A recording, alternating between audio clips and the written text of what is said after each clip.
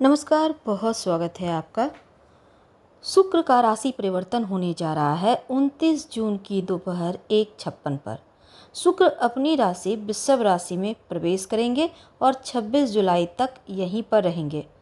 शुक्र जो है वो धन, वैभव, विलासिता के कारक ग्रह हैं और वृषभ राशि जो उनका खुद का घर है, जब यहाँ आएंगे तो मालव्य नामक राजयोग भी बनाएंगे।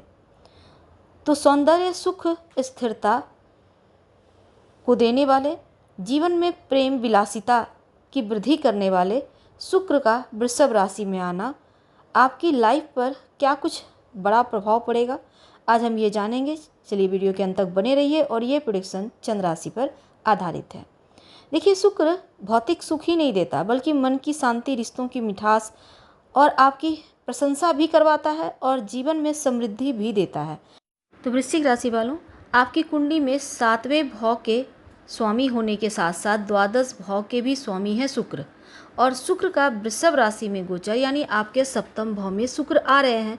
वैसे तो सप्तम भाव में शुक्र का गोचर को अच्छा नहीं माना गया है, क्योंकि ऐसे गोचर में शुक्र का सप्तम भाव में गोचर कुछ गुप्त रोग देने का काम करता है, लेकिन अपनी राशि में है, इस कारण से बीमारियां तो कम से कम नहीं होगा, लेकिन समझदारी से आप स्वास्थ्य का लाभ उठा सकते हैं, इसलिए अपना ख्याल जरूर रखें।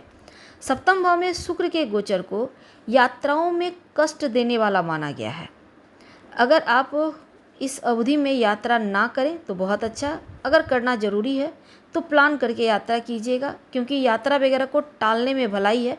जीवन साथी के साथ रिश्तों में तालमेल बिठाकर चलिएगा तो अच्छा है, क्योंकि छोटे मोटे दूरियां यहाँ पर दिख रही हैं, इसका ध्यान रखना आवश्यक है। देखिए, सप्तम भाव के स्वामी जीवन साथी, पार्टनरशिप, वैवाहिक जीवन में संतुलन और सामाजिक संपर्क का भाव है। तो ऐसे में 12वें भाव के भी स्वामी हैं, तो आपको गुप्त खर्च या मानसिक परेशानी जैसी चीज़ें हो सकती है। सप्तम भाव में शुक्र का आना जीवन की सुंदरता नहीं बल्कि आपके भीतर छुपे हुए संघर्ष को लेकर आया है। तो सप्तम भाव में शुक्र वैवाहिक जीवन, वैवाहिक रिश्तों को थोड़ी सी टकराव देगा, इसका ध्यान रखिएगा। वैवाहिक जीवन में संवाद बनाए रखें, समर्पण जरूरी है, भरोसा करें, बातचीत करते रहें, छोटे छोटे मतभेद को इग्नोर करें। और अविवाहित हैं तो यह गोचर नई साझेदारी या रिश्तों की शुरुआत कर सकता है, लेकिन अगर पहले से विवाह का कोई प्रस्ताव आया था, वो रुका हुआ था, तो वो उसमें गति देगा, यानी विवाह तय होने के योग बनाएगा। पर हर आकर्षण जरूरी नहीं है कि अच्छा ही हो, इसलिए सोच समझ कर निर्णय लें। सप्तम भाव में शुक्र का होना स्वास्थ्य के मामलों में थोड़ा सा संवेदनशीलता देता है, तो स्वास्थ्य के मामलों में अपने दिनचर्या को बेहतर करें, खान पान का ध्यान रखें, यात्रा वगैरह में ज़रा संभल के, और जल्दबाजी में बिना योजना के यात्रा तो बिल्कुल भी ना करें। अपने तमाम जो भी आपके इम्पोर्टेंट कागजात हैं पूरा उसको सेफ्टी के साथ यानी कि बहुत संभाल कर रखें।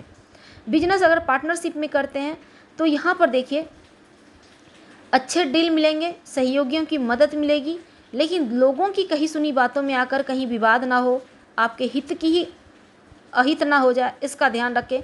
कुछ लोग आपके पार्टनर के बीच गलतफहमी उत्पन्न करके फ़ायदा उठाना चाहेंगे, तो अपने व्यवहार, अपने शब्दों का चयन बहुत सोच समझ कर करें। और जॉब में किसी से भी उलझिएगा मत, सीनियर हो, जूनियर हो, चाहे वो आपका क्लाइंट ही क्यों ना हो।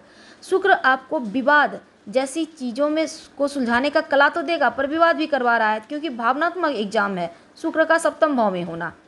आप जितना प्रेम करते हैं, कितना समझते हैं, ये फ़र्क समझना होगा। तो इस समय बेचैनी, संबंधों को लेकर कन्फ्यूजन, ये चीज़ें होंगी। उपाय क्या करेंगे? देखिए, रोज़ भोर के समय या रात सोने के पहले ओम सुं शुक्राय नमः 21 बार जप कर लें और अपने आप को अपडेट रखें, सलीके से रहें, अपने बालों को अच्छे से सजा कर रखें, कंघी वगैरह करके, जैसे उलझा हुआ ना हो। टेल्कम पाउडर लगाइए, परफ्यूम लगाइए और सलीके से रहिए। हम आपसे विदा लेंगे। जानकारी अच्छी लगे तो लाइक कर, सब्सक्राइब करें, शेयर करें, कमेंट करें। धन्यवाद।